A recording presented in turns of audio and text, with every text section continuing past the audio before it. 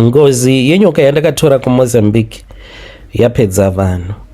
Ndinoda kuti muri yeZimbabwe munge muchindibatsira. Anokwanisa kundinamatira anogona kuuya zvake pamba pake ondinamatira.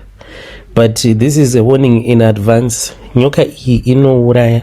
Kubva zvandakaitora nyoka iyi makange muri mugore ra2014 kusvika pari nhasi pane maprofita 3 andaunza pamba pangu. Pamaprofita awa ari 3 pane 2 vakafa, wechitatu ndiye akazopenga. Zvekwake zvakaramba kuti ange achizofa. Nyaya yangu yakamira sekudai so. Ndaitawo zvekudriva matraki munyika yeSouth Africa. Saka ndichidriva matraks kudaro ndakazova munhu wekuti ndainge ndavengwa zvisingaiti pakambani.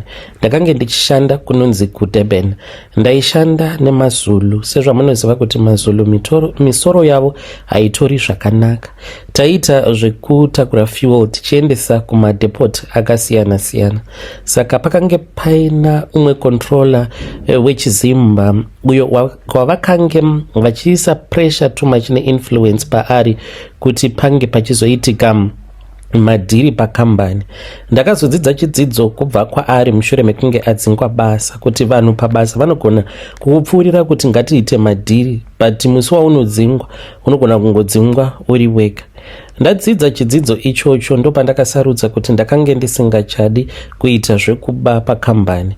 Murungu wangu aindifarira akabva achizonditora ini akati ndiwe wandinoda kuti unge uchizova controller wepakambani. Ndakafara chaizvo ipapo pandakanzi ndini ndakange ndichazova controller wepakambani. Saka ndakazotanga kunetsana nemaZulu because madhiri ose avo atainge tagara tichiita ndakavaudza kuti ndakange ndisingakwanisi kuramba ndichienderera mberi ndichiita madhiri nekuti chandakange ndava kungoda kwainge kwava kungoraramisa mhuri yangu. Izvo zvakazokonzeresa kuti ndinge ndichizova munhu akazovengwa pakambani nemaZulu. Apa ndainge ndasara ndiri ndega muZimbabwe. Vakatanga kunditageta nenzira dzakasiyana siyana. Kusvika nerimwe ramazuva pandakazoudzwa neumwe muZulu aita sekunge anondifarira akati kwandiri, kana ukaramba ugere pano unogona kana kuzourawa, uchatsvakirwa vanhu vachakuponda. Ndakabva ndachizosiya basa. Kusiya kwandakaita basa mudzimai wangu handina kunge ndakaziva kuti ainge achazondifuratira. Ndakangoti ndasiya basa sanhasi takagara nemudzimai, but kugara kwatainge taita kwakange kusiri kugara tichigara murudo. Ainge ava kundibudira pachena kuti iye akange asingachandidi. Ndakazotobhilivha kuti zvechokwadi mudzimai haachandidi mushure mekunge ndazobata mamessages mufoni make. Ndakati ndabata mamessages mufoni make kudaro ndichiedza kurova munhu aitondibvunza kuti iwe unondirova unoda undiroverei because kukuda handichakudi. Of course kudyiwa ndakadyiwa neumwe murume because kukuda handichakudi. Ipapo takange tagara handizivi kuti tainge tagara kwenguva yakareba sei mumba macho kana bonde rakange risingachaitwe nemazvo. Akati saka unofungidzira kuti mazuva ose awa atagara ndanga ndisiri kunzwa kutodawo bonde here? Kana kuri kunzi ndanga ndichinzwa kurida bonde, kwacho kwandanga ndiri kuriwana ndanga ndiri kuriwana kupi? Saka siyana nini? Sekutamba sekuseka ndokuparara kwakaita marriage ikoko. Mudzimai akabva anondiitira utsinye. Akandiitira utsinye wekuti akabva andisungisa nemapurisa because akati achitaura nonsense dzose dzaainge achitaura. Nekuda kwekurwadziwa ndakabva ndanomudira mbama ndokubva aridza mhere. Achiridza mhere kudaro pakabva pachizosvika vamwe vanhu vemulocation avo vainge vachigara padhuze nepatainge tichigara. Sezvamunongoziva kuti mukugara kunenge kutori nevamwe vanhu vanenge vachitochiva mudzimai wako nevamwe vanenge vasingatonakirwe nelife yako yaunenge uchirarama nemhuri yako. Ipapo ndipo pandakaona vavengi vangu vamwe vandaifungidzira kuti dzakange dziri shamwari dzepedyo. Mapurisa akati afonerwa sekutamba sekuseka mapurisa akauya ndikabva ndasungwa nekuda yavanoti gender based violence. Ndakabva ndachizoenda kujeri ndikanogara kujeri for 3 good months. Ndakange ndigere mujeri. Ndakararama upenyu hwakaomarara, asi ndakati ndiri mujeri kudaro ndipo pandakabva ndachizosanganawo nomumwe mudhara uyo akange ari muMozambican. Mudhara uyu akange ari muMozambican ainge akauraya munhu. saka auraya munhu akabatwa aine ruoko rwemunhu mumotikari yake. Iye achitaura akandiudza kuti aitombova munhu ainge aine mari yakawanda chaizvo, saka aitawo zvemarituals. Akandiudza kuti iye ainge akatemererwa sort of like zvirango zvekuti haatendedzwe kurara nemukadzi mutema, not kuti vakadzi vatema as in black people, asi akange asingabvumidzwi kurara nemukadzi anenge ari dark. Aingotendedzwa kungorara nemukadzi ari mublack asi ari mutsvuku and asingatendedzwi kurara nerumwe rudzi kunze kwevanhu vatema chete. Saka mukufamba anoti akabva achizonokanganisa mhiko. Akanganisa mhiko kudaro ndipo paakanzi anga achiuraya munhu. Saka akabva andiudza kuti vakatsvaka street kid, iye nevamwe vakomana avo vainge vachimushandira, ndokubva vauraya that street kid. Akange ari umwe mukomana akange ari wekuZimbabwe, aitongofambawo achitongoitawo madhabhule apo ake. Achifamba kudaro vakabva vachizomuponda mushure mekunge vamuudza kuti kupurazi kwake vakange vachitsvaka munhu webasi, then ndokubva vaenda vakanomuponda. Asi akabva achizosungwa because mhiko dzakabva dzachizoenda dzikazonopanduka. Akati asungwa ageremo mujeri kudaro, vamwe vanhu vakange vasingatobhilivhi kuti ainge akasungirwa nyaya dzemarituals. Saka ini nekuda kwekuti zvinhu zvandaiziva kuti zvinotoitika kuti munhu anogona kunzi anokwanisa kutoromba, saka ndakatanga kutaura naye, tikabva tachizova mabest friends. Takange tava kuwirirana zvakanyanyisa, achindiudza nyaya dzakasiyana siyana. Saka ndakazoti ndava kuda kunobuda ndopa akazondipa madirections, because ndakamuudza kuti ndiri kubuda zvangu mujeri but I think ndinokwanisa kudzoka mujeri because ndoda kuenda kunouraya mukadzi akandisungisa. Akabva anditi it was not worth it. Chandaifanira kuti ndige ndichiita, ndaitofanira kutoenda ndonomusacrifice, ndobva ndaita mari. Akandipa madirections, ndakabuda mujeri, ndakange ndiine kapepa kangu kandainge ndiinako kandainge ndakanyora madirections ekuti ndichipinda muMozambique ndainge ndichazofamba sei. Ndakabva ndachizoti after the deportation ndadzoka kumusha, ndopa ndakabva ndachizounganidza mari. In fact kuunganidza kwandakaita mari iyi haina kungouya kwandiri nyore.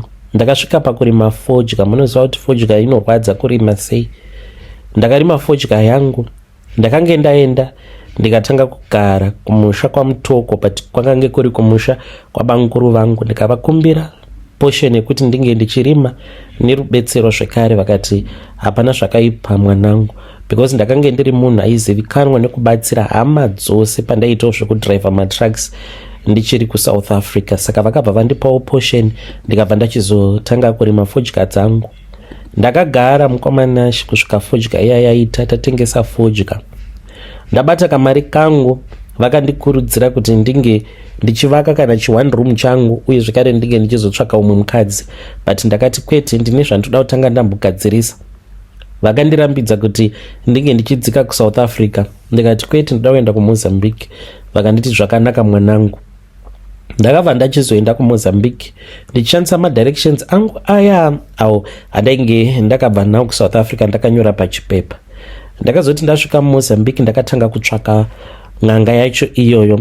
Saka n'anga iyi yainge yakachinja zita KKK nekuda kwekuti mazuva ekutanga aita zvekuchekeresa vanhu achitotengesa mabody parts. Saka akatombotsvakwa nevemutemo vaimuziva zvake kuti vaikwanisa kumuwana papi, but nyaya dzandakanzwa ndedzekuti aiti kana akasvikirwa nemapurisa vaigona kutomushaya panzvimbo, kutomushaya. Saka akazosvika pakuzochinja zita. Saka ndichitenderera ndiri munharaunda imomo umo maainge achigara, ndaiti ndikataura zita rake vamwe vanhu vakange vasingatomuzivi, especially vechidiki, nezita iroro randainge ndichimutsvaka naro. Saka ndakazobvunza umwe mudharawo ainge atoriwo nechimotobike chake, ndikamuudza kuti hakune kwandiri kuda kuenda, but I'm not sure because zita randakapiwa, ndakapiwa zita rekuti Sekuru name hidden, but vanhu vose vari kuti havavazivi Sekuru ivavo. Akabva nditi okay, ndobva ataura zita idzva iro rakange richishandiswa nasekuru vaya. Ndakafara chaizvo ndichinosvika pamusha pavo, ndichitoona kutoti pakange paine vanhu vainge varipo. Chiitiko chakandikatyamadza mukomanashi, because unoti ukasvikapo pamba pacho unotaura nasekretari, panenge paine vakomana vanenge varipo, then vokubvunza kuti mari dzematare unadzo here, kana uine mari dzematare, ende matare acho anobhadharwa kuenderana nezvinhu zvaunenge uchida kubva kwavari sekuru ivavo. Kana kuri kunzi unenge uchida kuromba, vanokupawo zvinongoenderanawo nekuromba kwaunenge uchida kuita. Saka mari dzacho hadzina kufanana. Saka ndakati ndanyorwa ndikabva ndanzi iwewe sezvo uri kuda kuita zvokuromba, pane dzimba dzakasiyana siyana. Kune dzimba dzevarwere vanouya vachirwara zviri normal, vakadzi vanenge vachida vana nevanenge vaine nhumbu vanenge vari kwavo, nevanenge vachida kuromba, hamusanganiswe panzvimbo imwe chete. Saka isusu vekuromba nesatanism takanzi tinge tichienda kune imwe imba. Ndakabva ndachizoenda kumba kwekwe. Chakandishamisa mukomanashi ndechekuti ndakati ndichinonopinda muimba iyo yange yakatokura, yakatoita main house, yaitova nemarooms kudai svika 6 or 7. Saka ndakati ndichifamba ndichienda kune imwe room because maroom ose ainge akazara. Pandakanodongorera mune imwe room ndakaona chiitiko chakandikatyamadza. Makange muine varume kuda vainge vari 6 or 7. Maiva nenguruve dzainge dzirimo, vakange vachiita bonde nenguruve. Ndiko kwainge kuri kuromba kwavo nemhiko dzavo. Ndakazonopindawo mune imwe room yakange isiri crowded, ndobva ndangotsvakawo chiposition changu, ndokubva ndatongotora gumbeze ndikabva ndatongorara ndichizorodza hangu pfungwa, zvekare nemakumbo ainge aita kakuzvimba because ndainge ndafamba ndichibva mumavillages akasiyana siyana ndichitsvaka painge pachigara n'anga iyoyo. Ndakarara, sadza rikabikwa, ndokubva tadya sadza nemabaka yawa edu. Mangwana acho makuseni ndipo apo patakazomuka tava kuendeswa kumatare asekuru. Ndakati ndapindamo mumatare, sekuru ivavo vainge vakagara pachituro chavo chainge chakaita kunge chituro cheumambo. Sekuru ivavo vakange vatova bofu, vatopofomara nekuda kwekukura kwavainge vaita. Vakandibvunza kuti ndainge ndichidei mumatare avo.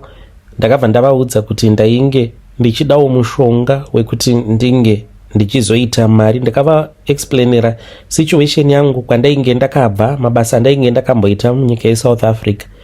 Vakabva vanditi pakange pasina chainge chakaipa. Vakabva vanditi tora mvura iyo yemugungwa unge uchienda kunozvigeza chombo chako, ndokubva ndachizoita saizvozvo.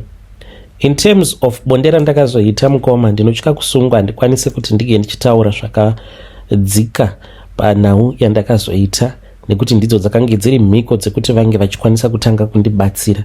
Handina kurara nemhuka, ndakarara nemunhu, but hazvitauriki nekuti zvinosungisa. Ndapedza kuita bonde iroro, ndakabva ndachizonopinzwa mune imwe room, ndokubva ndapiwa mucheka, wakange uri mucheka mutema. Munhu wese anoromba utori nenguva yekuti unopiwa mucheka mutema pamba pasekuru ivavo. Ndapinzwa muroom, ndipo pandakabva ndachizonzi ndige ndichisarudza chandainge ndichida kuti ndige ndichizoshanda nacho murombwa wangu. Saka pakange paine kamba, uye zvekare ndakaona shumba yainge iripo. Mhuka idzi dzaingonyuka maso angu kana ndikangoti no, yobva yatodarika. Saka nyoka ndo yainge iri yekupedzisira. Pandakati no, ndikabva ndaudzwa kuti sezvo ndainge ndatoita sarudzo dzangu, uye zvekare ndainge ndatadza kuti ndinge ndichisarudza pamhuka dzose idzo dzandainge ndaona dzichinyuka mumaso mangu, vakabva vandiudza kuti ndivo vainge vachazondisarudzira.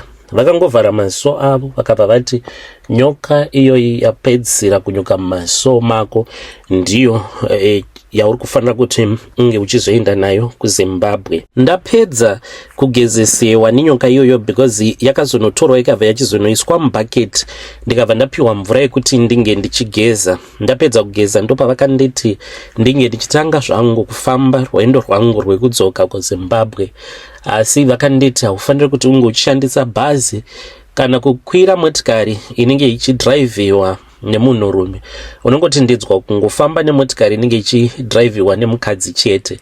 Ndakati pakange pasina kuipa, ndokubva ndachizobva pamba pavo ndakabva ndachizoenda kurengi.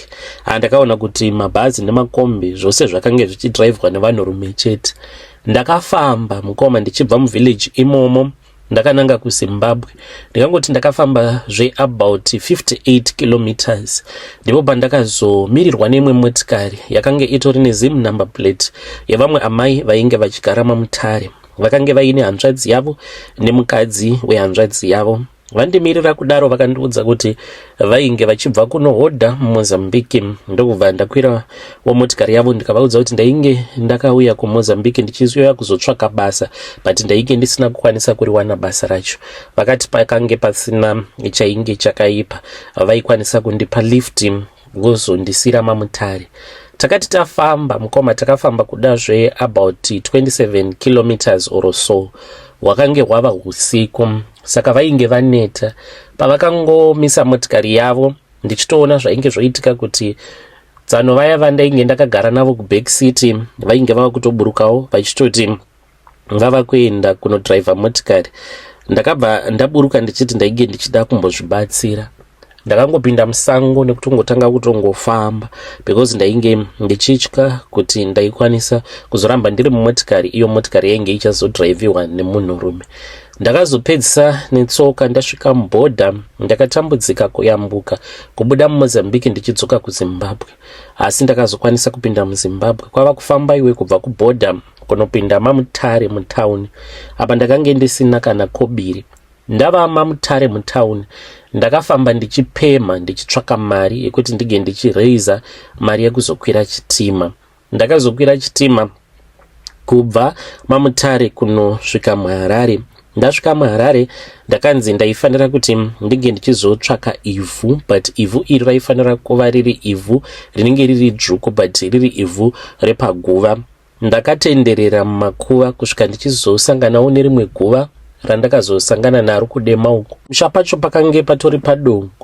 Then ndokubva ndachizoti ndasvikapo ndikabva ndatora ivhu paguva. Guva racho chakange chatongovawo churu. Ndokubva ndatora ivhu iroro ndakabva ndatsvaka pandaikwanisa kuwana mvura. Ndokubva ndadzoka zvekare paguva ipapo. Izvi ndakazviita masikati machena ndichingonamata kuti Mwari dai maita kuti ndisaonekwa nevanhu, because ndainge ndichitya kuti kana ndikaonekwa nevanhu ndichigeza ndiri musvo ndiri padhuze neguva remunhu ndisingazivikanwe zvakare munharaunda, ndaigona kuurawa nevanhu. Ndapedza kugeza ndine mhiko dzimwe dzandakaita, then ndokubva ndachizodzokera zvangu kumba. Ndakagara mukomanashi ndikagara. Ndainge ndakanzi ndige ndichitsvaka business rinenge riri simple. Ndakasarudza business rehardware. Ndakangopinda muHarare mutown. Ndakange ndiine kalast money kamwe kandainge ndiinako ako kandainge ndakabva mukukwereta kuna bamukuru vangu. Ndikati handozokudzoserai mari yenyu kuMozambique kwandakaenda uko, zvinhu zvangu hazvina kunyatso kunofamba zvakanaka. Saka vakabva vandipa mari. Ndichibva kumusha kwaMutoko ndakange ndatova nekarumu kangu mandakange ndava kugara. Zvaingovawo zvezvekiya. Saka ndakati ndabva kumba then ndokubva ndachizotsvaka zvekuhodha. Ndakangoendawo pane chimwe chehardware ndikabva ndatohodha maspirit level, ndikahodha matape measure, zvipikiri. Ndaitengesera zvinhu izvi mungoro. Mufunge zvenyu mukomanashi. Ndaitoita zvekutohaya chingoro ndotanga kufamba mumbare muya ndichitengesa zvipikiri kekeke. Ndaiti kupera kwezuva ndaikwanisa kutoona kuti ndinenge ndiine mari ine ichitosvika kana kuma $60-70. Inogona kuita sekunge mari shoma, but unokwanisa kuzviidzawo iwe Nash kuti unonohodha zvipikiri pane imwe hardware. Obva watanga kufamba mutauni uchitengesa zvipikiri, uone kuti pane munhu anogona kuchitenga here kana chimwe chete chipikiri kubva kwauri. Saka ndakatotanga kutobata mari yangu yakanaka zvekuti pazuva ndaitoti ndichitodzokera kumba ndaitoona kuti ndinenge ndine $60-70. Ndakaramba ndichingowedzera stock kusvika ndava kutokwanisa kutohodhawo zvinhu zvakaita sana samende. Ndokubva ndachizodzokera kumusha. Ndakataurawo nehama dzangu dzikanditsvakirawo shop. Ndainge ndava kuti kana ndikahodha building material ndobva ndazviendesa kwaMurewa uye zvekare kwaMajuruku ndakagomisidzira ndava nechishopu changu. Kubva ipapo mari yandakatanga kuita yainge yakawanda. Ndakatanga kuita zvezvematakshop uye zvekare ndainge ndava nemabhawa. Zuva randakakwanisa kutengawo motikari yangu yekutanga ndakatenga BMW yakange iri X5. ndikaziva kuti upenyu hwangu hwainge hwashanduka zvino.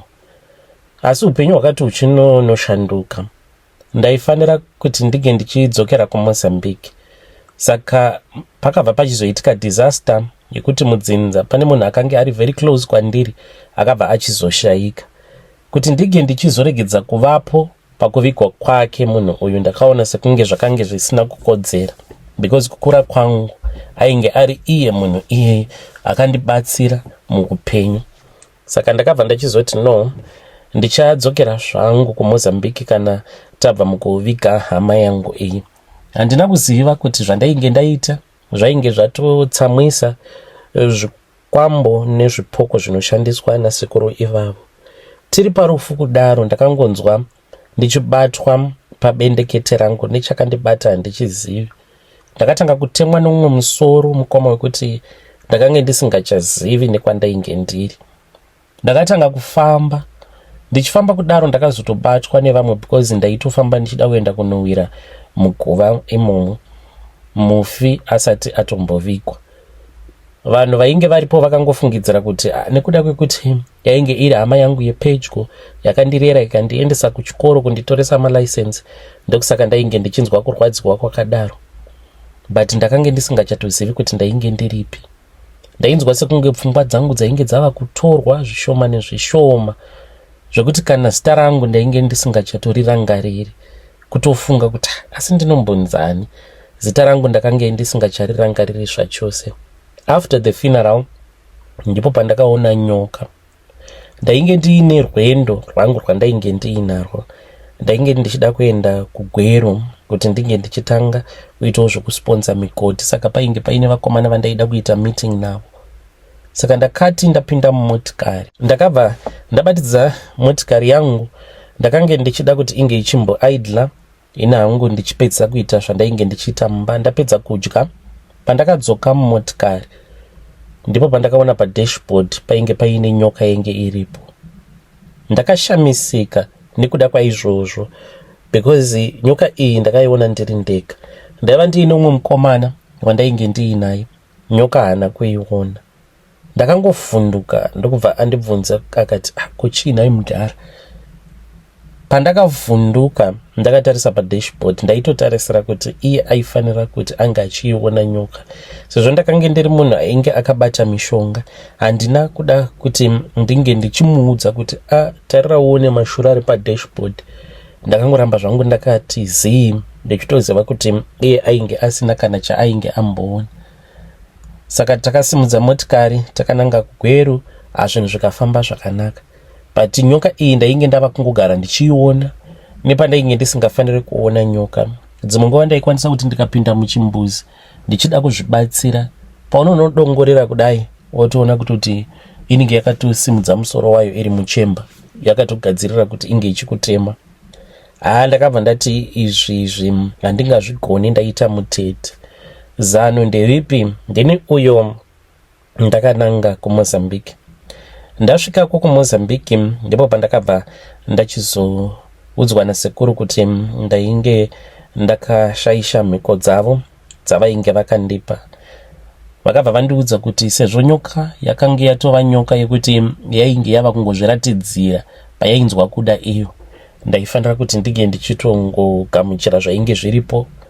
Vakandipa zvakare dzimwe mhiko, vakandiudza kuti chatova chinhu chipenyu chinorarama ichi. But kunyange iri nyoka yemusango, because zvazvinoita kune vamwe vanhu vaya vanenge vasinganzwisisi. Pane vamwe vanhu vanoti kana pakabatwa nyoka vobva vati inyoka dzeng'anga, inyoka dzeng'anga. Zvinoitika paya kana kuri kunzi unenge uri munhu akaromba. Kune mhando nemhando yezvikwambo kana kuti zvidhomo zvakasiyana. Zvimwe zvinogona kuzviratidzira kwauri physically, zvimwe unenge uchingoita zvekungorotesewa chichitotaura newe. Saka kana chiri chikwambo chakaita sechangu chinotozviratidzira kwauri physically, but mweya manje, zvauri mweya unonotsvaka nyoka yemusango. Kana wanotsvaka nyoka yemusango wobva wachizogara munyoka iyayi. Nyoka iyoyo inenge yava kutoita semunhu, inenge isiri nyoka yatingati nyoka yaMwari, asi inenge yatova nyoka inenge yakagarwa nemhepo yemunhu it's either anenge akapondewa uyo waunenge uchishandisa muurombwa wako. Saka dzimwe nguva paya panonzi panenge pabatwa nyoka, inenge iri nyoka yaMwari zvechokwadi yemusango, but spirit inenge iri munyoka imomo ndiyo yamunenge musingakwanise kuona nemaziso enyu enyama. Saka ndakasvika pakuzvigamuchira nyoka iyi ndigere nayo mumba. Chiri kungonditambudza ndechekuti sekuru vekundibatsira havana solution. Mukukura kwangu ndaiwanzokunzwa vamwe vamufundisi vekuchechi kwedu vachiparidza ivo vachiti Satani murevi wenhema, ende Satani pamaproblems ake ose awo aanokugadzirira haana kana solution yaanokupa. Zvakafanana nekuti Satani anogona kukunyengera kuti iba motikari yemunhu. Kana waba motikari yemunhu, kana wotsvakwa nemapurisa, icho chinobva chatiza. Kana kuti rova munhu, warova munhu obva ati game down, munhu obva atsemuka kana musoro obva atongofa same time. Kungofa kwake obva watova iwewe, Satani obva atotiza. Ndozvandava kuona kuti Satani murevi wenhema. Ndakanyeperwa nen'anga ndikaudzwa kuti ndainge ndichazorarama upenyu hwakanaka, ndainge ndichazonakirwa in life ndichiita zvose zvandinenge ndichinzwa kuda. Kunakirwa tinonakirwa vakadzi here. Vakadzi ndinoita vekusarudza kuti uyu ndinoda uyu handidi, but joy chaiyo chaiyo nehappiness mumwoyo handina, because nyoka iyi iri kukura, ende kukura kwairi kuita ndinoshaya kuziva kuti saka ndichazoita sei nayo kana ndikasawana munhu anogona kundibatsira. Pandakatanga kugara nayo nyoka iyoyo, yakanga isimbori nyoka yainge yakakura, yainge yakareba kuda about 30 centimeters, but yakazotanga kukura. Ndaiti pose pandinoipa ropa rehama yangu inenge yabva mukufa, waitoti after 2-3 days, kana kuti paya munhu paanenge anzi aputika muguva paya, waitoona iyo yotowedzera kutoreba. Yakasvika pakukura zvekuti yakanga isingachakwane mubhaketi, because ndaiichengeta mubhaketi. Bhaketi iri raigara mune imwe room, asi ndakati ndichinonodongorera ndikaona kuti yakanga isingachakwane mubhaketi imomo, ndokubva ndangoti inge ichingogara murumu imomo. Yakasvikawo pakukura, ndikayamboiisa mugaraji. Yakasvika pakukura, iyo iri kungoreba chete. Saka chandiunza pano mukoma ndikutsvakawo vanhu vanogona kundibatsira, kana variko vanogona kudzibata nyoka, asi ndakandisisiri kuda kubatsirwa nanatsika mutanda, because ndinenge ndichingoramba ndichingo-seva the same master. Saka ndikuda mumwe munhu anonamata, munhu asina kumbogara akabata mushonga muupenyu hwake. Kana kuri kunzi zvinhu izvi they get destroyed, then they get destroyed and I can have my life back together. Vana chaivo chaivo vandakazvara, mukada kuona upenyu hwavanorarama, vagere zvakanaka, nekuti mhuri ndinochengeta nekuda kwemari yandiinayo yakawandisa. Ndine mari yakawanda zvokuti kana mukadzi akasvika pakuzviona kuti munhu uyo ava nemari, kana hama dzemukadzi dzakasvika pakumuudza kuti wakangomusiya zvake, but munhu uyo ava nemari yakawandisa. Saka vana vangu kunyange vagere zvakanaka, hama dzemukadzi dzigere zvakanaka, asi dzangu hama dzitendedzwi kuti dzinge dzichibenefita kubva paupfumi hwacho.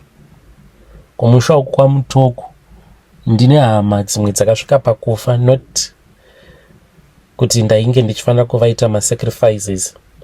Vakasvika pakufa nekuda kwekuti pakange pasitorina mari yekutoti vange vachikwanisa kurapiwa, asi mwana wavo aine mari yakawanda kudai. Kana dziri sehama dzekumukadzi wangu vandakaburitsa muZimbabwe vakawandisa vakaenda kumhiri kwemakungu, ndo zvezvinhu zvinondirwadza kuti saka zvichazovei. Kana mukaposta nyaya yangu muzondizivisa, ndichange ndichizotevererawo ndiri mucomment section. Kana paine munhu anokwanisa kundibatsirawo kudarikidza dambudziko iri, ndiri kukumbirawo help nenyasha dzaMwari. Zita rangu mukoma ndiroro riri paprofile, asi musazoshare nevamwe vanhu. mhuri yezimbabwe ndo message iyo yandakatumidzirwa ichibva kuna mukoma vedu. Ngatitaurei navo mukoma vedu ava mucomment section. Zvakangoma ngazvo vedu we. Hanzi zita ndiroro iro riri paprofile. Kune vanenge vachida kundibatsira munongovapawo mafone numbers angu kana kuti ivo vanouya nemafone numbers. Zvakangoma hanzi handina rugare. Ngatisanganei zvakare mune zvimwe zvirongwa zvinotevera.